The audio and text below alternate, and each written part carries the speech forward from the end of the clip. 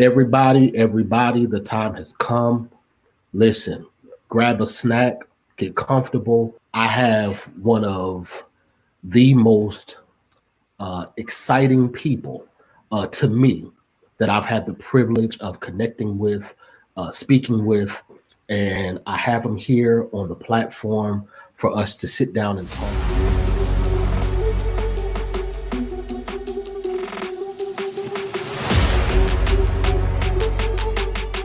Ladies and gentlemen, brothers and sisters, you know his music, you know his work. It's been hitting us in our spirits, in our churches, on the airwaves for years. None other than Dr. Leonard Scott, the founder, CEO of Tyscot Records. He is here today. I'm going to take a few moments for us to just talk and dive into some of the wonderful, amazing things that he's been doing over the years. Dr. Scott, once again, I thank you. I thank you for impacting myself and just taking out time out of your schedule to be with me today. Well, thank you. Thank you for having me and the opportunity to share. Listen, ladies and gentlemen, I had to remind Dr. Scott of our first meeting a few years ago. The Stellar Awards honored him. And I had the privilege of being there. And I'm, sitting there talking with my wife, and, we look and he's walking our direction. And I was like, that's Dr. Leonard Scott. And I'm like, oh my God, Dr. Leonard Scott, and for a lot of people that, aren't church kids, aren't musicians, it may not affect you, the same way. But coming up, most of the artists that we mimicked, we emulated, we looked up to, they had a voice because of this man. Pastor John P. Key, Rance Allen, so many others over the years that he's literally allowed his platform to give them voices, not just to the nation, but to the world. And I'm sitting back like, this is the man who's brought all this great music. He's from the Midwest. I was from the East Coast, New Jersey. And if it were not for him, I know our music ministry would not have thrived the way it did. So, Dr. Scott, thank you for just, even in that first meeting, being so reserved and laid back. I was like, Dr. Scott, would you mind taking a picture with me? And you were just like, sure, and I mean, from there, again, it's just been a milestone for me. To see someone, like I told you previously, that looks like me, and that, shown accomplishments. And we know it's through the hand and the power of Jesus Christ. Right. But, let's dive into the beginning. I know you're from Indianapolis, Indiana, but 1989, that was such a pivotal year. Explain the establishing of Tyscot Records. Well, we actually got established in 1976. Wow. When we started, incorporated, but we really got a big break when we signed, Reverend John P. Key. He was our first big artist, first one to have number ones and that kind of thing. We had little minor successes along the way, but really it was more of a hobby at that time than it was a real business. In fact, I didn't really get into this for it to be a business. I really got into it as a label for our church record to come out on. And, looking back now, I can see God orchestrating, but Wow. back at the time, just our attorney told us that we needed to incorporate in case someone said we stole their song or something, and we had other businesses. And he said, this will make it so that, they can't sue you or anything. The other businesses, it'll just, and so that's why we kind of incorporated. And then after that, other artists wanted to use the label, and sure, Wow. and it just kind of grew. And I had a guy tell me one time that, in fact, that the statistic back then was 1 record out of 9 would break even. Wow. In other words, if you do 9 records, one of them is going to make enough to pay for the record. The rest of them, and Wow. those aren't very good odds. But and every year my attorney, my accountant would tell me, this business is doing good, that one's doing good, and then he'd say, but you need to shut that record company down. He said that's draining all the other ones. But I felt like it was a ministry, and um, and I didn't, feel like, and I would tell him, well, you golf, and I like to do records. And he just kind of shake his head and say, okay. Yeah. But then, as things began to develop, and uh, like John Key was, the first uh, big artist that we had, and it kind of showed me that if you got something that the people really want, you can really make it. And and at the time though, and this was really amazing to me. We did have an artist at that time that had received a Grammy nomination on his first recording, and, Wow. and that's really rare. Yes. And the guy that distributed our records, he told me that what you need to do is all your rest of your artists said, just put them aside, take everything you have and put it behind, this artist. He said, because you don't get Grammy nominations on your first recording. Yeah. And that sounded like a good idea, but I prayed about it, and the Lord said to not do that. He said to concentrate on this new artist who was, John Key. and at that time, he was a new artist. Nobody knew him. And breaking any new artist, it doesn't matter who you are. If you're a new artist, you're a new artist. Yeah. It's hard to get airplay. It's hard to get into the stores because you're a new artist. Nobody knows you. Yes. And so it didn't make sense to me, but I've learned that if God says it, depend on it, Wow. And I went back and told, the industry mogul, what I was going to do. And he said, man, you crazy. Wow. In other words, you're not going to make it in this business. Mhm. And I just decided I'm going to depend on God, and in retrospect, we, the second record on the artist that got the Grammy nomination didn't do that well, but John took off, after about I guess his second record, he just, and the rest is history. Yes, because that Wash Me album, um, that Wash Me album, I think there's not too many churches, as far as the church choirs, which didn't try to, do most of the songs off of that album.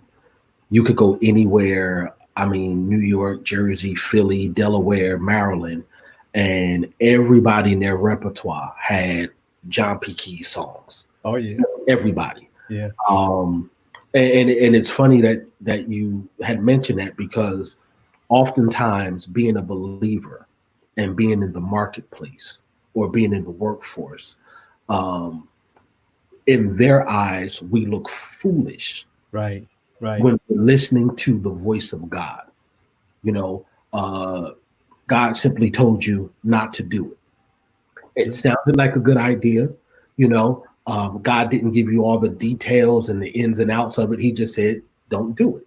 Right. So then it becomes a thing of, am I going to listen to God? Or am I going to be influenced by this industry? And we see where, first of all, Pastor John P. Key, if you had given up, look at just the people, not just him, but connected to him, that you would have affected. Right. Yeah. Then look at all of the hundreds of thousands, if not millions of souls around the world that would not have been ministered to through him if you had given up. Yeah. And I'm just reminded of, the story of Noah.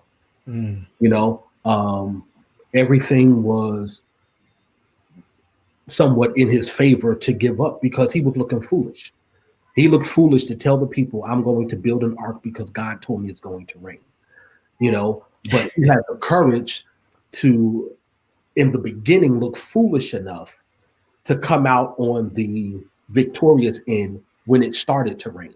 Because Right. the same folks that told him he was looking foolish, the same folks that laughed at him were the same folks that was knocking at the door saying, let me in. Too late. So listen, thank you. I'm sure Pastor Key has said it dozens of times, but thank you for standing fast and being courageous enough to listen to the voice of God. Yeah. And speaking of, you said you established it primarily to just have your church choir record. As I told you previously, so many people that I've been telling about this interview and this opportunity did not know you were a pastor. Because nowadays, and I don't mention names, my purpose, is not to tear down anyone. But we've seen where so many leaders have not truly respected the office, of a pastor, or if they have the office of a bishop, and they've chased more after celebrity than actual the work. So you see them on the largest billboards and all of this type of stuff, and I'm just like, there's nowhere where you can read about yourself where it's not mentioned that you're a pastor. I was like, but you don't see Dr. Scott, bragging or anything like that or whatever. I'm like, he's, you see him, and it's always been the same, laid back, smooth, reserved vibe,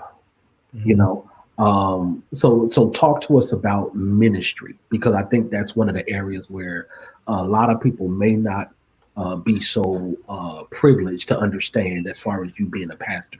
So what was your start in ministry? I wow. When did I start in ministry? I was saved. I was in dental school when the Lord saved me. And prior to that, I wanted to be a rock star.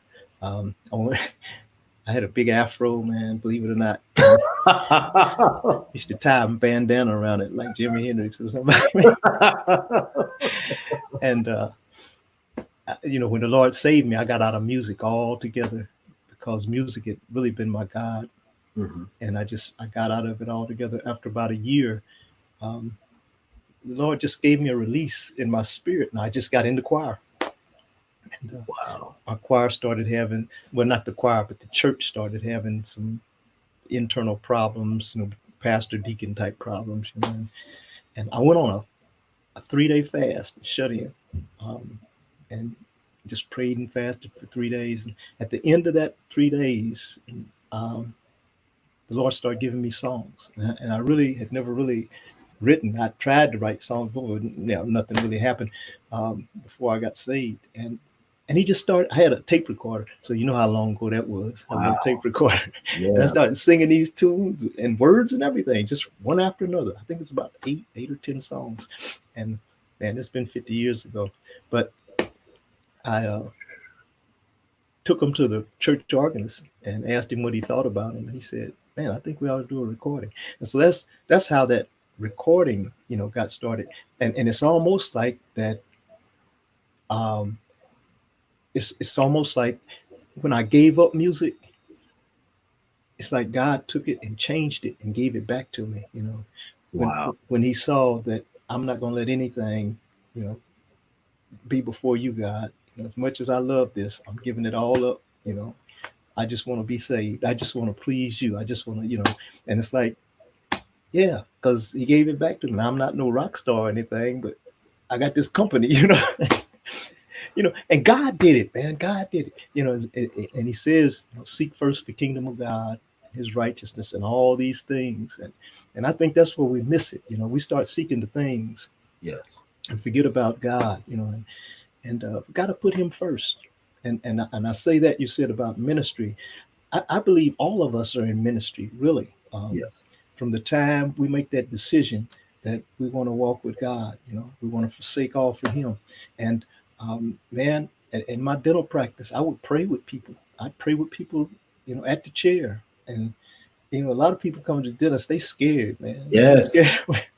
Yeah, those drills and Scared to death. Yeah. yeah, And needles. yeah. So, I don't reserve ministry for the pulpit, Yes. Ministry is every day, whoever you come in contact with. I've sung to my patients, just when they jittery and they say, "Can I sing your song? Or can I pray with you?" And it works. It'll calm them down. Prayer is powerful. Yes. And man, I've had times when I get a hold of a tooth don't want to come out, a wisdom tooth or something, and it's like this ain't coming. I get to pray and Father, help me. That tooth come on out, man. Look at the power of prayer. Yeah. And that's another thing, with just the levels, the dynamics. You are a earned doctor. You are a dentist. And again, with just talking to people, and they're like, so he like not a doctor where you went and got an honorarium, honor doc. And I'm like, no. He's a dentist. Like, okay, Scott Dentistry. I'm like, that's his career. He's a tent maker in a sense. So what caused you to think about dentistry as a career, as a profession? My dad wanted me to be a doctor. Okay. And I loved my dad, and I wanted to please him, but I was scared of blood. So I thought I'd be a dentist, Now that shows how I wasn't too bright, because most dentists see more blood than most physicians, unless the physician is a surgeon or something. Physicians don't deal with blood too much. Dentists do, though. Yeah. And so that's sort of how. And here's when I was young, I had very low self-esteem. Wow. And I really didn't think I could do it. But here's what I told myself: I'm gonna give it my best shot. I'm gonna work hard and give it my best shot. And when I fail, I'll be able to tell my dad, I tried my best. And I found out anything you try your best at, you're probably gonna do it, Yes. Wow. That's because that's not something that you commonly hear. Most people that go into medicine, they think they may want to be a surgeon, but some people try to pick pediatrics or just general. But dentistry is not something too common. To know someone who actually went in that field is like, okay, what caused that thought? It's funny because I remember hearing an interview with Carmen, back in the day, and he was talking about how he was into rock music himself.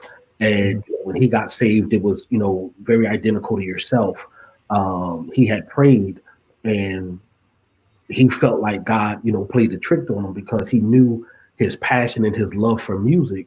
Now God just allowed him to do it for the kingdom. So a lot of the songs and just, his connections and his network is like, okay, God, you gave me back, that thing that I love, to do. I'm just, singing about the right person. I'm doing it in the right way. And, the impact that you have had over the years with so many artists around the world. Let me ask you this question. Has there been any artist that you have not yet worked with that you desire to? Wow. When you say not worked with, I've worked with a lot of, you mentioned Carmen. Carmen was on our label. We did a project on Carmen. That was, he's an interesting guy, man. Yes.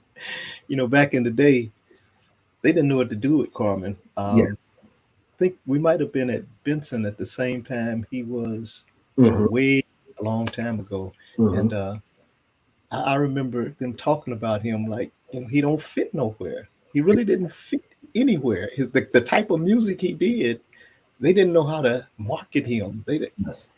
And he was selling more than anybody. You know, he was packing out stadiums. You know, but they couldn't pigeonhole him. You know. Yeah. Yeah. I, man, there's so many great artists out there, Mhm.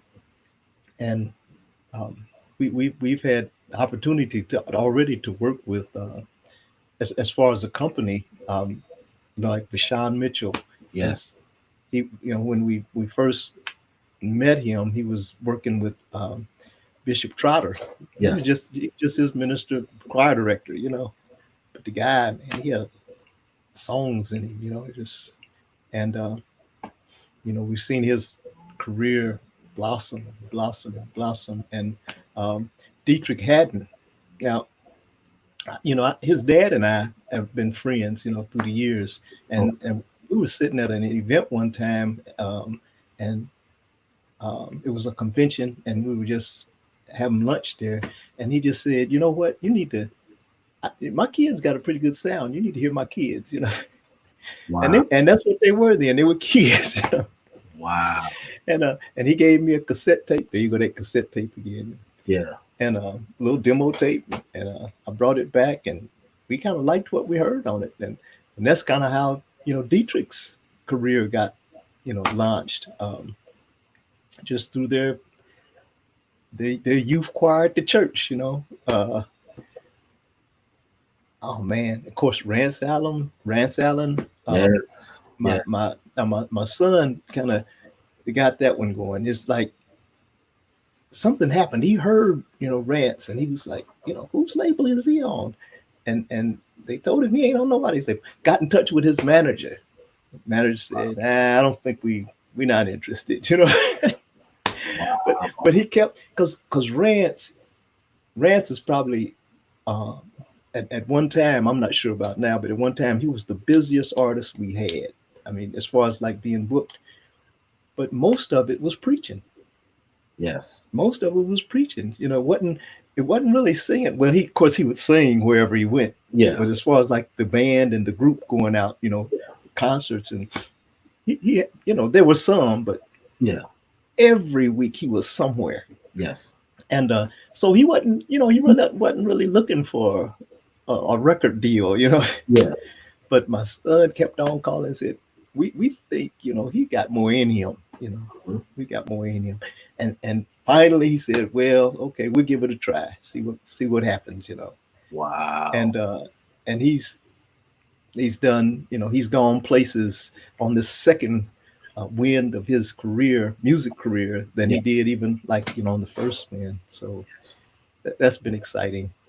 And the thing is, just speaking of, Rashawn and Rance, um, I mean, these are all amazing, amazing artists, men of God, where, from the surface, and I remember, for years listening to Bishop Larry Trotter, and you see him with Sean direct.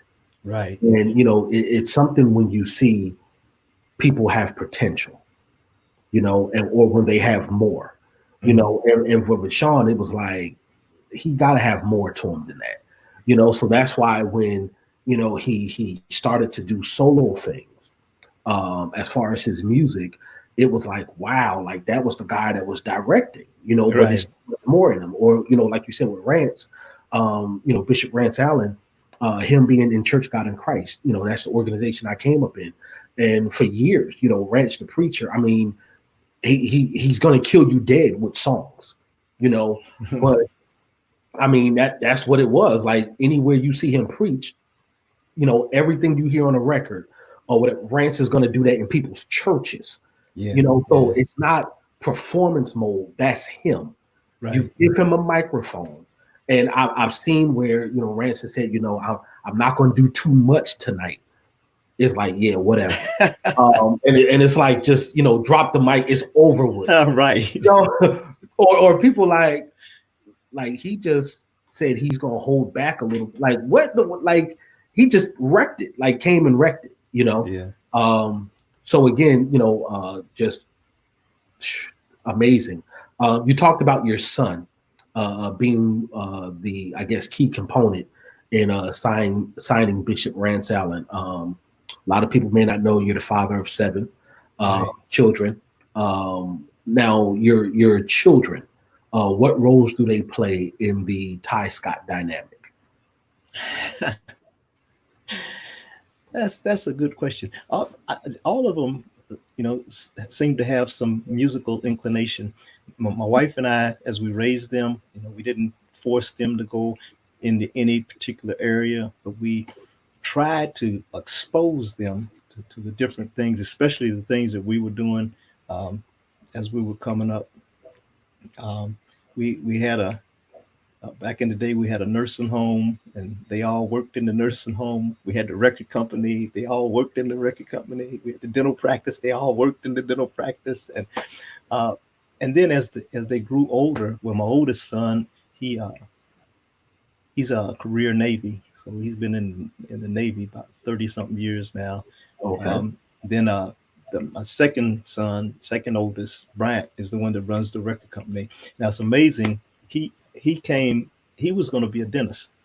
He had Okay. taken all the requirements, and um, he was already accepted into the next dental class. He had one class to pass over the summer. They had accepted him, pending him passing that class. During this time, he comes to me and says, "Dad, I think the Lord wants me to help you with the record company." And at this time, the record company wasn't. It was doing better than it was doing, but it still wasn't doing as well as the dental practice. And and I said, "Whoa, are you sure?" And he said, "Yeah, I think so." And so I'm not gonna box with God. Here another thing doesn't make natural sense. Yeah. But I said, "All right, well, that's what you feel. Let's do it." And at that point, things started to turn around with the record company, and started, to go in the other direction. And the Lord, let me know that He had anointed him to do that. And yeah, Wow. yeah. And, Well, and as a father, let me just say again, with things not seeming logical. Like you said, one more class, and dentistry, the dental practice is doing exceptionally well. That's a great career, to have. right, I've never seen any dentist, say, "Hey, I got to file bankruptcy because there's no work." But for him as a young man to say, similar to yourself, Dad, I'm listening to God. right, You know, yeah, I feel the leading of God, and Him willing to step out there, and then you as a father, not just willing to say, well, this, looks good or this will be good, uh, right, because the one thing I know, every good idea is not a God idea. right,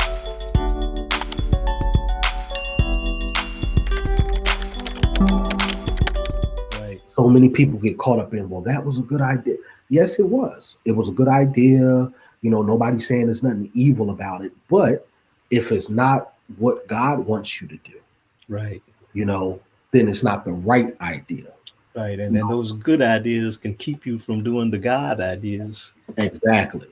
Exactly. Wow. Yeah. Um, what over your span of pastoring, what would you say has been some of the personal achievements? When you look back, how God has used you in the ministry and has, anointed you to impact so many souls. Just what are some of the achievements that you can say that you've experienced from a pastoral point of view? Hallelujah. We've had our ups and we've had our downs. All right. Uh, I remember my wife saying one time, she said, "Honey, this pastoring thing wouldn't be so bad if it wasn't for the people." And so, you're dealing with people, you're dealing with a lot of, volunteers, and it's a growth situation, not only for the people but for the pastor also. It's I've seen God grow me Mm. in situations, dealing with people, because sometimes you want to be hard on people, but then you have to see, God, you ain't been hard on me. We want Mhm. to require stuff out of other people, um, that God have given us mercy on. So it teaches us, or it has for me, it's taught me more patience. It's Yes. taught me more forgiveness. Um, it's taught me, how to um, try to discipline without killing somebody, and sometimes you learn that the hard way. Out of my 7 children, none of them are the same. You Wow. can be one child, you just keep telling them over, you'll beat them half to death, and they still don't get it. Next child, you just look at them and they go to crying and repenting. Like, just they different, and you have to learn people are different. Um, Yes. some people, it takes harshness. Other people, it takes tenderness, and that keeps you on your face. That keeps you in prayer, because you we don't know people's hearts. Only Mhm. God knows people's hearts, and sometimes He'll give us a spirit of discernment to be able to see somewhat, but if I could say one thing, stay on your face. If you're gonna pastor God's people, pray, get instruction and direction from Him, because I tell you, you can't do that thing by yourself. Mhm. Wow. Wow. Words of wisdom from a pioneer. Um, when it comes to, I've had the privilege of checking you out, yourself and your wife, with the worship Mhm. that you both do. All Um, right. tell us what brought that about, because I find it to be so refreshing. Mhm. Um, you know, thank God for the artists that got the super bands and all of that. But sometimes, it's just a refreshing, laid back, just worship where it's not Yeah. busy at all, where the music can breathe and speak to you. Yeah. So just tell us about what brought that about. And that's exactly what kind of brought it about. We wanted to, and you can get during this pandemic where everybody's kind of locked in. You can't come into your churches with full congregations and all of that, Yes. and we found that when we're watching something, even um, we'll sit there on the couch and watch it, but we don't really worship, Hmm. And then we did. We started getting up and worshiping, and praising Lord. And we felt, what? If we were doing that, other people probably not getting up and worshiping either.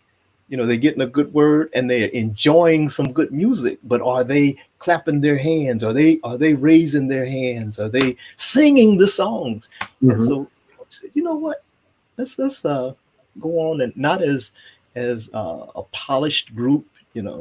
So often when you go on, you want to put your best forward, but just as to lead in worship, not for people to sit there and watch us, but for people to get up and sing along with us and clap their hands and raise their hands and dance or whatever, and that would be the gist of it. That would be the purpose of it, not to sit there and watch us and see whether we miss a note or not, but to actually get into it and sing the songs, and even give us songs that they may want us to sing or that they want to sing. That uh, and what we've started doing is bringing other artists on. I think Ruth Leandra is going to be with us next Friday. It's Friday live at 5 on Hmm. Fridays, and I think she said she's got a Galante Gavin lined up to be with us. Oh wow, yeah.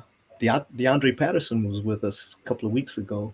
Michael Lee Yes. was with us just yesterday, and so we're starting to bring on somebody else to sing, and we tell them we want you to sing a hymn. We don't want you to sing your hit. Hmm. We want you to sing what other people can sing along with you, and so and we ask people to do that. We ask them to get up and sing along, and I pray that they are. Of course, I can't see what they're doing, but I pray that they are. We do get good response though in the chats, that they're enjoying it and keep doing it and those kind of. So we think hopefully it's meeting a purpose. Well, Hopefully. I know that it is. I know that it is. Just from the experience, like I said, being able to just worship freely. Not feeling like you're in a straitjacket, or not feeling like you're being judged, or you're actually performing. To just worship freely, and to feel the liberty in it. It's refreshing. It's refreshing. Um, the author side of Dr. Leonard Scott. Um, Tell us a little bit about how that came about. That's real interesting. Years ago, I felt like I was supposed to write a book. I just and the Lord told me to write a book, and I didn't know. He didn't tell me what to write about. And so uh, I go to these services. You go to these revival services, and you get into prayer line on more than one occasion. And I got up to my time for them to lay their hands and anoint me. They looked in my eyes and said, "God said, where's the book?" You know. Wow. And so I hired a lady that was a writer, to kind of help me, and she said, "Well, what you want to write about?" I said, "I don't know. I don't know. I just know I'm supposed to write a book." And she said, "Well, get a tape recorder." There's that tape recorder again.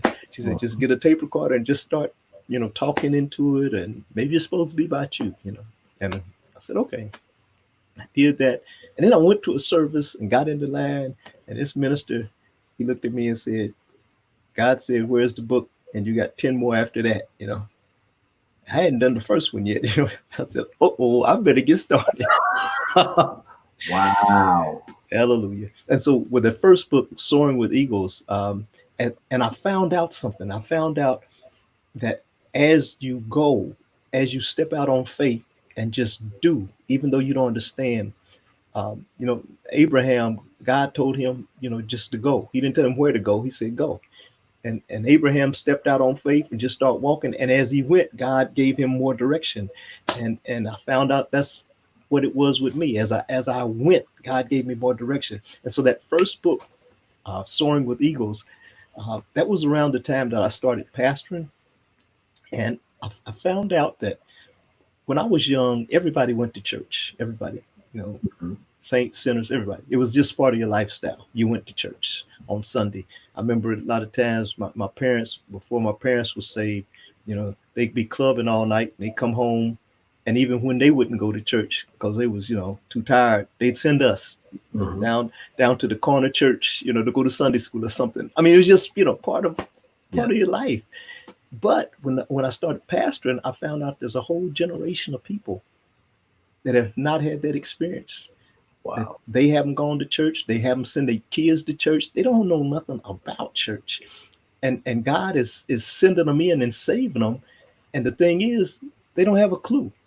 When I got saved, by me coming up in church, even though I wasn't saved, I knew something. You sit there, you're gonna get some, but so when people start talking about the blood of Jesus, I'm not thinking cannibalism, or nothing, because we got a jargon, in the church.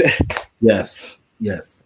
um, and I actually had that happen where a guy, one of the church members, brought uh, his girlfriend, and she had never been to church. Okay. And at the end, he said, she wants to talk to you, and she thought we was some kind of, doing stuff like when we talk about blood and stuff.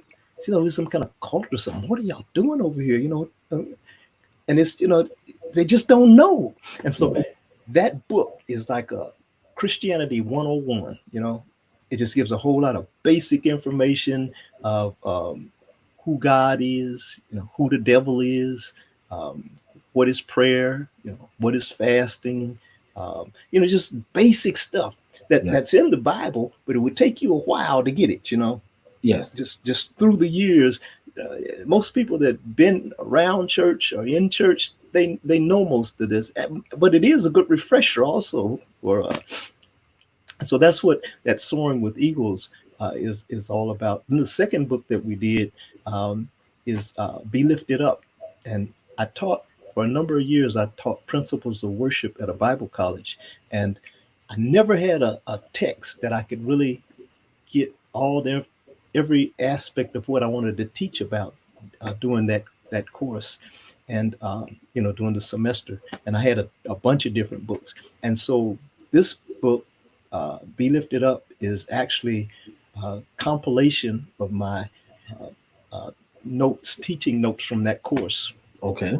And that talks about different aspects of worship, and this is physical worship, like lifting your hand, why we lift our hands, why we dance, or is dancing biblical, those kind of things, um, praise, praising him with your mouth, singing, those kind of things, or speaking, or shouting, the different ways to worship him.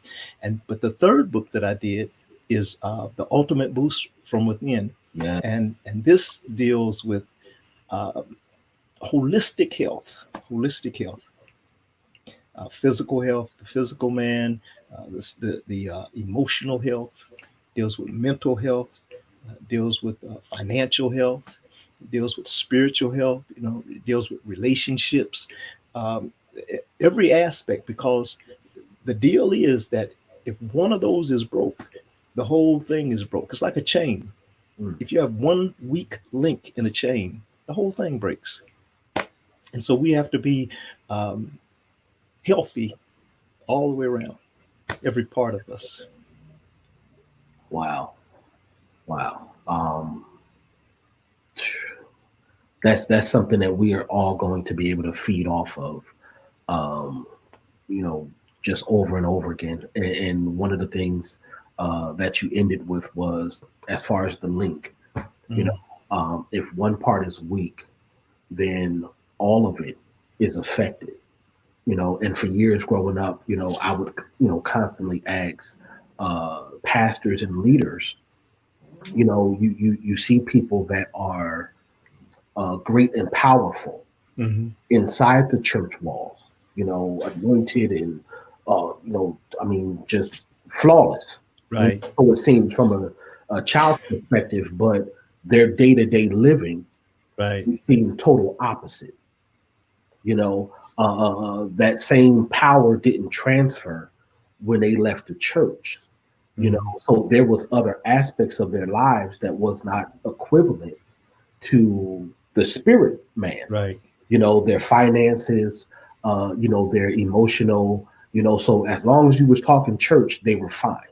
But it was just all the other areas. So that's something that definitely, just as people, as believers, we need to maintain, do self-checks to make sure those other areas are as healthy. Right. There may be some areas that you're a little stronger in, but there should not be unhealthy areas in our lives. Yeah, that's a good point too, that I like to bring out, is that it's not really hard to be healthy. It doesn't take a whole lot. It does take something, but a lot of people think that you have to be an athlete to be healthy. Yes. You have to be in shape, like buff, go to the gym every day. Well, if you're going to run a marathon, you need that. If you want to be an athlete, you do need to do that. But you can be healthy without that, just by making some really minor changes in lifestyle. The way you eat, you do need to do some kind of exercise. You don't have to hit every machine, every day, unless you want to be an athlete, which is nothing wrong with that, and be in shape. But you don't have to do that in order to walk up a flight of stairs without getting winded. You just need to do a few things, in lifestyle change. And our book, during this pandemic, a lot of people are dying from the pandemic because their immune systems are weak and not able to fight it off. Far more people are living than are dying. But the thing is, some of the ones that are dying really don't have to be dying if they had a stronger immune system. They say that the ones that are dying usually have some kind of underlying, not always, but like diabetes or Yeah. heart condition. And these things come from unhealthy living, Yes. just unhealthy lifestyle. And we've made the book available during this pandemic for the ebook for $2.99.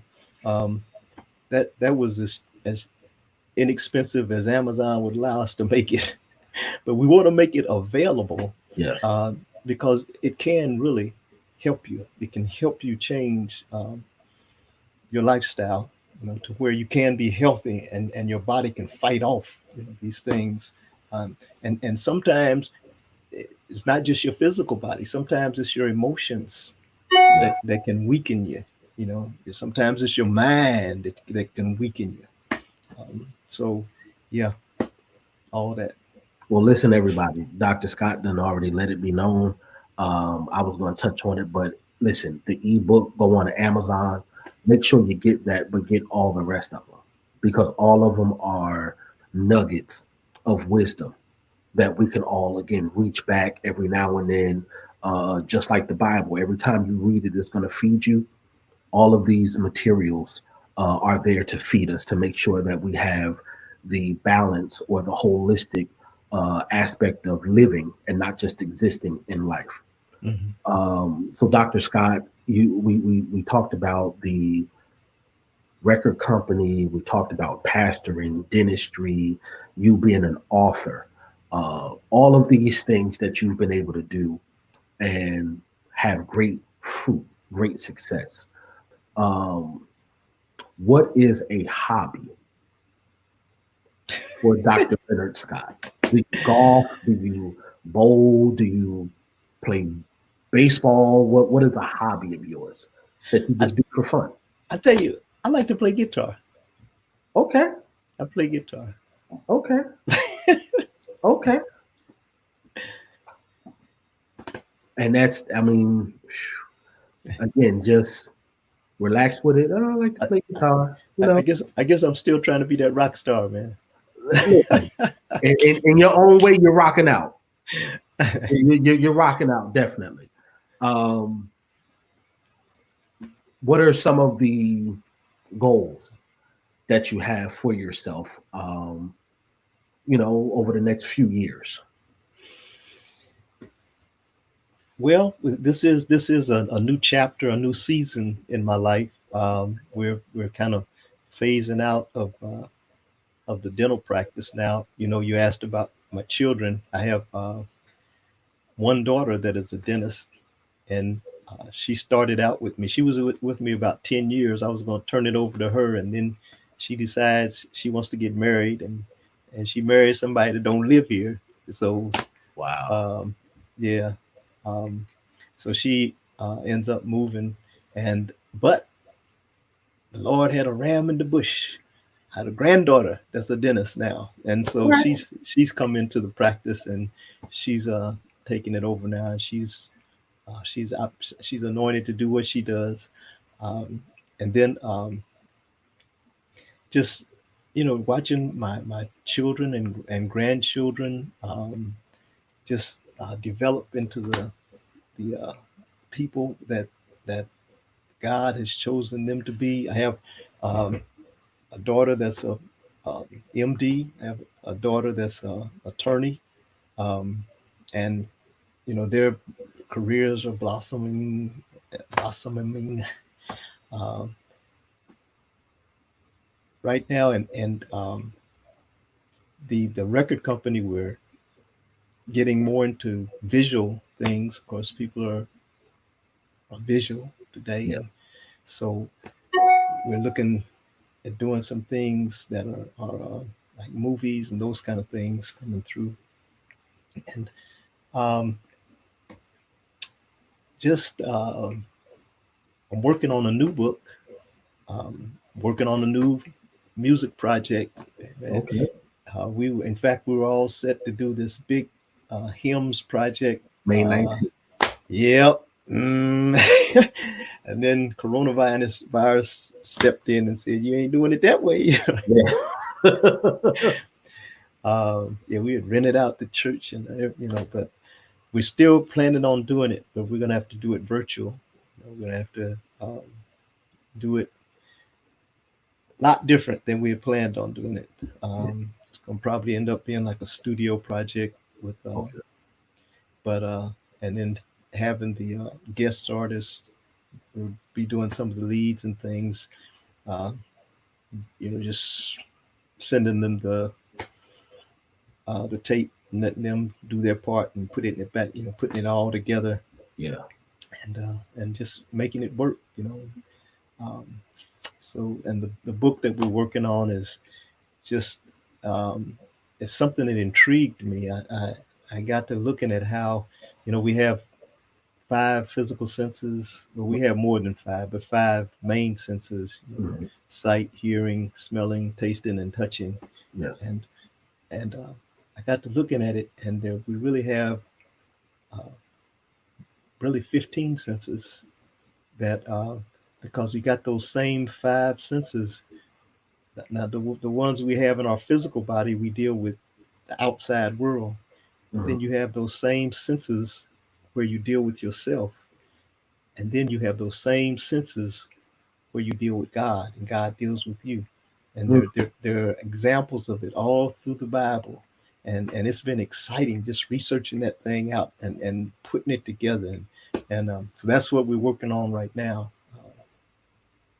Yeah, yeah. Well, With I was prepared May the 19th yeah, to be there and to check it out. I said, this is right here it's just gonna be one for the record books.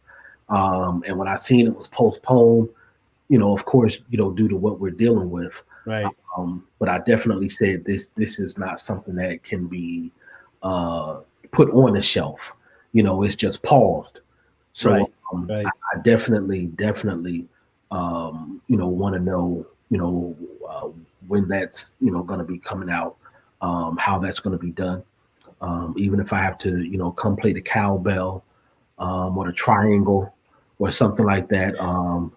You're just about 4 hours from me, so Oh wow. I do not mind coming to Indianapolis, helping in any capacity in any way. Um, Dr. Scott, we thank you for your time, uh, Mm, for all of this wisdom, all of this great dynamic wisdom that you've poured into us on today, just giving us different aspects, not just of your life, but overall how God can take a vessel mm, that is willing and obedient. Um, and like you said, it wasn't until you started going where he gave more, information. mm. But thank you for sharing and just being willing to take those steps, Yes. even while you were blind. Um, Right, right. thank you. Live at 5, everybody. Make sure Yes, you check Fridays. It's Friday, Eastern time, 5 Eastern time. 5 p.m. Eastern Standard Time on Fridays, live at 5. That's Uh, Facebook. On my Facebook page is Bishop Leonard Scott, and we'll be right there. Yes. One day I'm gonna have to join you, Bishop. I play a little bit organ and Oh piano, wow, yeah. so you can play guitar and Mother Scott can play, and I'll sit there and play with her. Doesn't matter. Um, Unfortunately, we can't play at the same time. But there's too much of a lag, With okay. so only now if we were in the same room we could, Yeah. but like being where you are and Yeah. where I am, Yeah. it don't come across at the same. Somebody else watching is not gonna come across. Well, I might try to pre-record mine and just send it. And Okay, just play but it through the speaker. what we do, we just have you do your part. What you're doing, where you're doing, to do your song. Okay. We can't sing with you, but we can enjoy it. While you do. Y'all can give me a few ideas of some of your favorite hymns, Yes, yes. and we can take it from there. But Dr. Scott, again, thank you. Um, well-deserved honor, like I said a few years ago with the Stellar Awards, just achievements that you've done, and just for all the hundreds of thousands, if not millions of people around the world that your obedience to God has affected, um, Mm. and definitely encouraged. Thank you for standing on the wall. Thank you for staying true to the purpose that God has for your life, and thank you for being obedient. Oh yeah. Um, I have a gift also for your audience. If if they would text to 864-657-2688, their email address, they'll get a free download of one of our songs from off the Jesus Love Legacy Project, as well as the first chapter to the book, free download of the first chapter of the book. Or either they can go to Bishop L. Scott, text Bishop L. Scott to 22828, 22828. And same thing, get a free download and first chapter of the book. Listen, everybody, y'all heard it. All right. Send that information, get that free download, get the first chapter of the book. I promise you, it's going to help your life transform in a mighty way. And we just look forward to more. And we just look forward to continue to be impacted by the work and the life of Dr. Leonard Scott. Bishop, we thank you for the day. Blessings and continued favor with you and your family, with everything that you're doing. The grace of God is upon you, and continue to have fun. And we're going to talk again. And at some point we'll meet up, and we can all just sit around and just play. Oh man, that'd be awesome. That'd be awesome. Together. And then after that, we can go and do some healthy eating. We can do some healthy eating. But Bishop, thank you. That's part of our culture, isn't it? Absolutely, absolutely. But again, have a wonderful day. You and the family stay safe, definitely. Yes. And we'll talk again, Bishop. All right, we love you, man. Thank you so much. All right.